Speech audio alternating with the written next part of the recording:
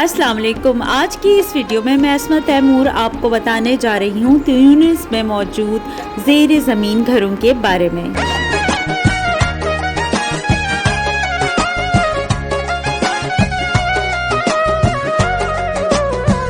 तीन दौर में लोग गारों में रिहाइश इख्तियार करते थे, लेकिन बदलते वक्त के साथ साथ लोगों ने आला और पुरताइश रिहाइश इख्तियार करना शुरू कर दी। मगर आज के दौर में भी कुछ ऐसी कौमें मौजूद हैं जो गर्मी से बचने के लिए गारों में रहना शुरू कर देती हैं। लेकिन दुनिया में एक ऐसा इलाका भी है जहाँ के लोग पहाड़ों में रिहाइश इख्तियार नहीं करते, बल्कि इनका तरीका दूसरों से मुख्तलिफ है। ये है जनूबी ट्यूनिस का माट माटा गाँव। ये एक गर्म तरीन मुकाम है जहाँ से बसने वाले लोग अपने घर ज़ेरे ज़मीन बड़े बड़े घड़े खोद कर बनाते हैं। उन घड़ों के एतराफ़ में खुदाई की जाती है और इन्हें एक गार की शक्ल दी जाती है, जिसे कमरे के तौर पर इस्तेमाल किया जाता है। घड़े के दरमियानी या खुले हिस्से को एक सहन के तौर पर इस्तेमाल किया जाता है। बाज़ औक़ात ये सहन दूसरे घड़ों से भी मुंसलिक होते हैं और ज़ेर ज़मीन एक बड़ी गुज़रगाह के तौर पर अपनी खिदमात सर अंजाम देते हैं। ट्यूनिस में माट माटा जैसे और भी कई मकाम मौजूद हैं जो कि मिट्टी के पत्थरों पर कायम है, और ये मिट्टी इतनी नरम है कि इसकी खुदाई बगैर किसी मशीन के मुमकिन होती है।